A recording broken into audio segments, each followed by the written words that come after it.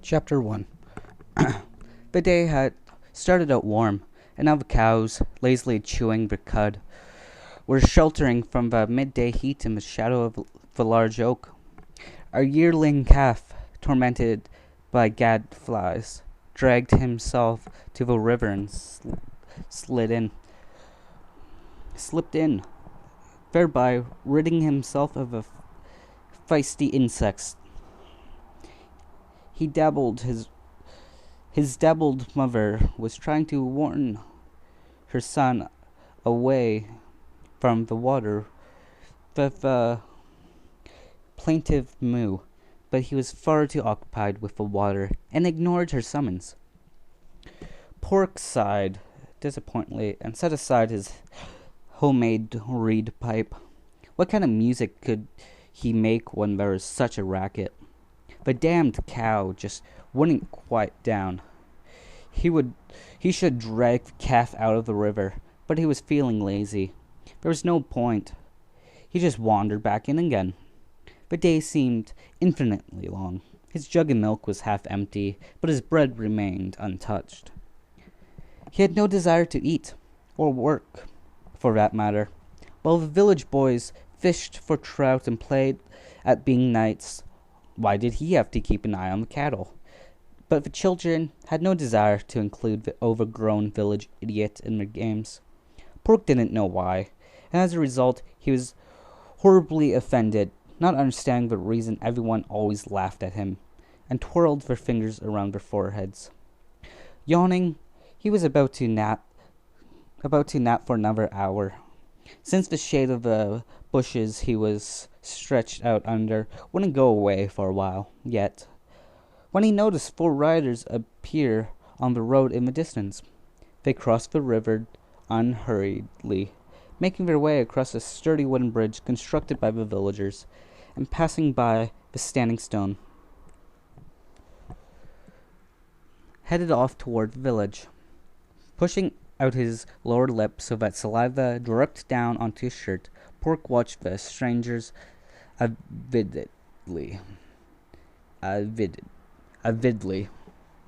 Avidly. Shut up. People wishing to visit Dog Green were always few and far between. The village was located in the foothills of the Boxwood Mountains, in the middle of the densely thicket forest region. People rarely came here. The riders did not resemble the Viceroy's tax collectors in the slightest. The tax collectors wore gorgeous black and white uniforms, which Pork really wished he could try on. But these men were wearing simple leather jackets and linen shirts. And there was no herald with a trumpet. "Muttered the half-wit under his breath. Nope. The Viceroy soldiers dressed far better." True, these men had swords as well, sharp ones, much sharper than his father's knife when Pork had cut himself on. Oh, that had hurt so much. And one of them even had a crossbow, probably a real one too. That would leave quite a hole. If Pork had such a crossbow, no one would laugh at him. Nope, the girls would love him. Yes, they would. And the horses these fellows had were much better than the villagers' horses. Horses like that could trample you right down, and not even a smudge would be left behind. They were knights' horses. When Pork left the village, he too would become a knight. He would rescue virgins, but those fellows weren't knights. Where were the multicolored coats of arms, the plumes, and the chainmail? Every knight should have them, but they didn't. If they were knights, they were doing it wrong. Yes, they were. But maybe they're bandits. No, they didn't look like that either. Even the dimmest 5-year-old, whose parents wouldn't let him go off into forest hunting for mushrooms, knew that bandits didn't travel the road so boldly. Otherwise, the soldiers of the Viceroy would hang them from the nearest aspen tree. And of course, bandits wouldn't have such splendid horses. Plus, all bandits were wicked, cowardly, filthy men with rusty knives in their teeth. These fellows were not like that. Anyway, though What would bandits have to do with the village? The locals around here grew nothing valuable, except perhaps old Raza's turnips, which the daring little people, as his father called them, tried to steal. Pork imagined how a horde of unwashed little men with overgrown beards, hatchets gripped in their teeth, grunting, would scale the wicker fence and, looking round fearfully, dig up the turnips from the vegetable patch of that wicked old grandmother. And she would stand on the porch, shaking her walking stick and giving them the tongue lashing of their lives, calling down curses on their ugly heads. And then she would throw her stick at them, the old viper. She threw it at Pork once, when he broke her fence. What a bump on his head, on the head that was. His father simply told him that it was time for him to wise up. But that didn't happen. Just as before, everyone laughed at him, called him a half-wit, and didn't let him play with them. Well, what of it? He didn't really want to, truthfully. One of the riders noticed that the cowherd and said something to his companions. They left the road and made their way toward him over a field. At first, Pork was terrified. He wanted to take to his heels, but running away, that meant leaving the cows unattended. And of course, they'd scatter. He'd have to search for them again. And Carol would wander into the ravine again, and he'd get stuck there, unable to get her out. He'd catch hell of his father. There was nothing for it. He'd get either the nettles or the whip. He wouldn't be able to sit on his fanny for a week, so there was no sense in running.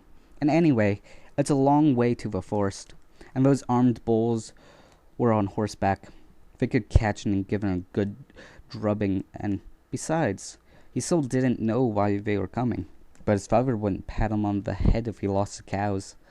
And so, making the choice between the clear threat and shadowy danger, Pork decided to stay put and see what would happen. The riders came up to him, drawing in the reins. "Are you from the village, friend?"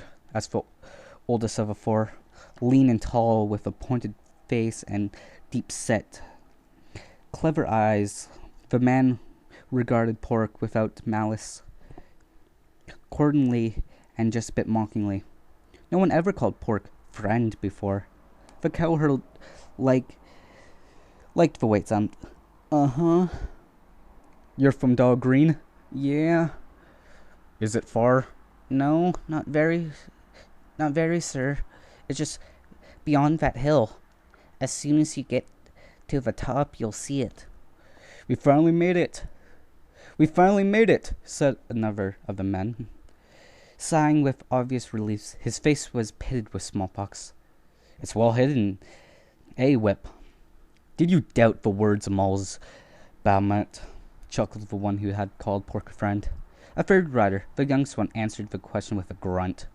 Pork disliked him right away. He was sullen and wicked.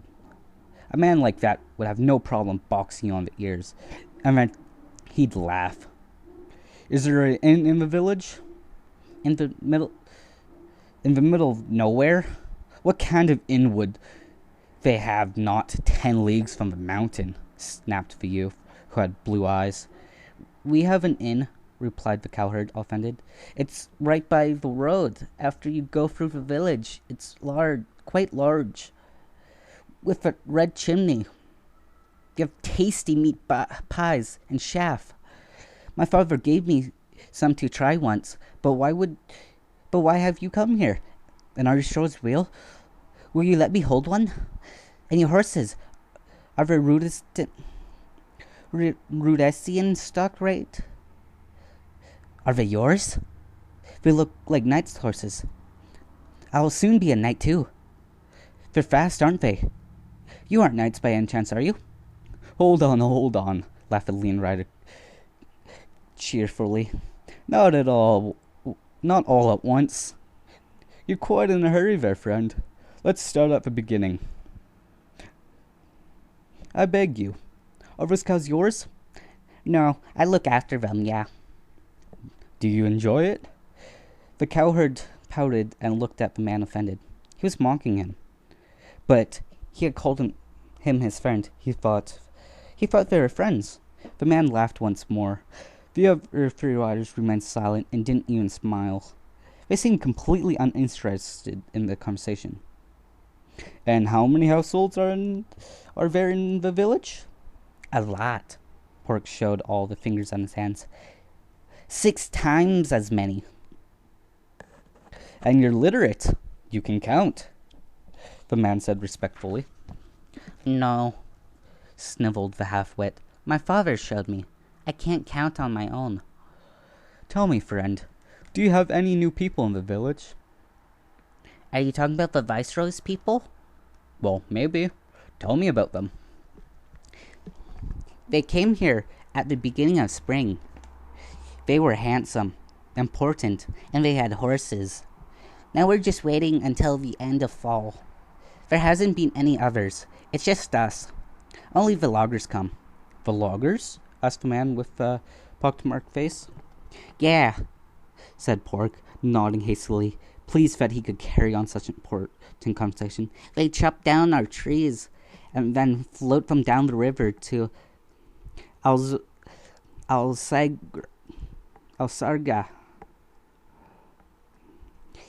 They say they make really great boats from our trees. Oh yeah, the best of all boats. They float, yes. And what about these loggers? I don't really know, sir. They come here in the summer. They live in mud huts beyond Strawberry Stream. They're mean. Once they beat me up and ruined my new shirt. Then I caught it again from my father because of a shirt, yeah. But they leave in the fall. They don't want to stay here for the winter. They say the roads get blocked with snow. You can't get out until the end of spring. I told you, it's a swamp, spat the young one. No, the mountains ain't far from here, and they say that they're the gates of the 6 towers, though I've never seen them, and to get to the swamp you have to go through the forest for several days. There's a bog there, you know. You go there, you'll fall right in. It's unlikely our friend would be found in the company of loggers, said the short man who looked like a ferret and had kept silent so far. I'd have to agree with you, but tell me, friend, do you know everyone in the village? Brooks screwed up one of his eyes in suspicion.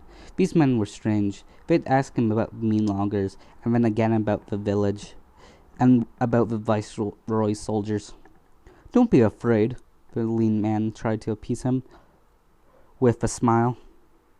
We're just looking for a friend. He's about this old. He pointed to the man afflicted with smallpox.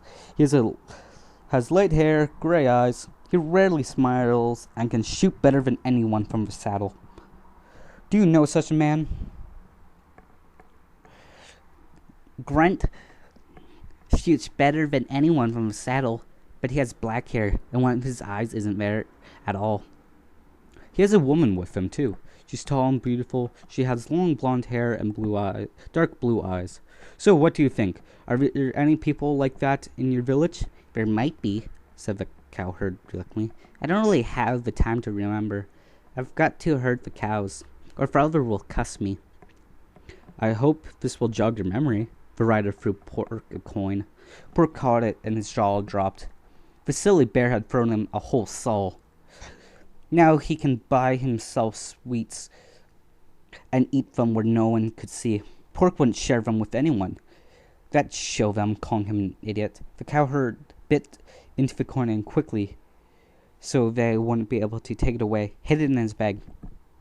You described them really well. That's Pars and his wife, Anne.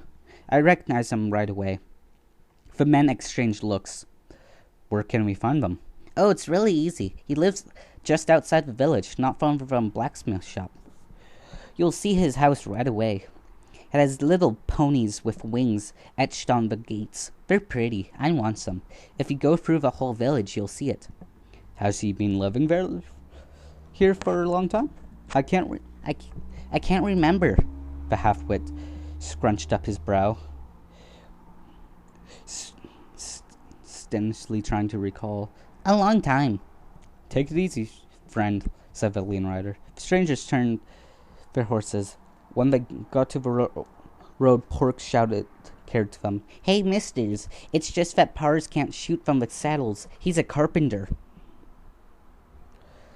Do you need to coddle him so, Whip? Petulantly asked the rider that Pork had dubbed young. Why did you need to have that conversation with a half-wit? We could have asked anyone we met in the village. It's so kind of you to try to teach me. Anyone else we met wouldn't be an idiot. We couldn't have bribed them for a soul. You don't know villagers. They won't budge if they decide that they don't like your face, and then there's nothing you can do. We could tickle them with our knives. Well, then you would be the idiot, Shen, sneered Whip. 4 against how many? This is not the outlying towns of Alzregra with our timid peasants. The locals here wouldn't jump at the side of your blade and fawn over you. These places are savage. Every man can stand for himself. There's enough axes and clubs around here that you won't know what hit you. No little knife would save you. Well, then we could just check every house ourselves. We'd find him somewhere. Oh yes, very simple. 60 households. How much time do you think we need to get that done? An hour, maybe 2. Exactly. And if we encounter some kind of soul who runs off and warns him about our arrival, and he decides he has nothing to say to us, what then? Do you want to go to Moles and offer excuses? This little argument completely drained the young man of his desire to quarrel. He petulantly pursed his lips and fell silent.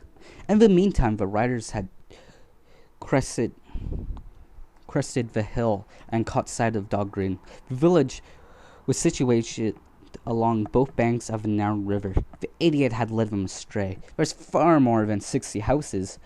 To the right of the road was a small graveyard, and just a bit farther on, a clear-cut area.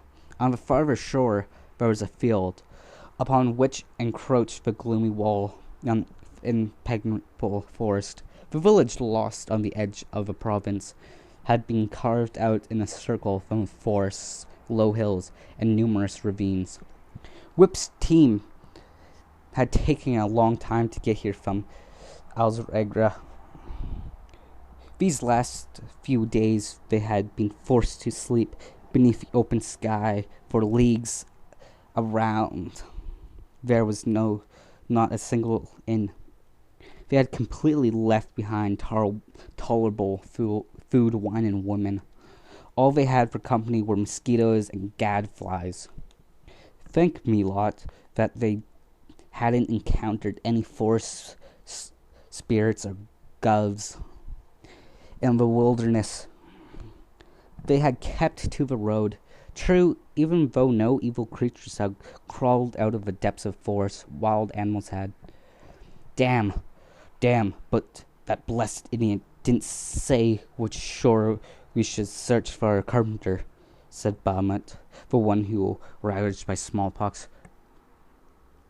We'll find him. The task's almost done. We've reached the end, Whip urged with his horse forward.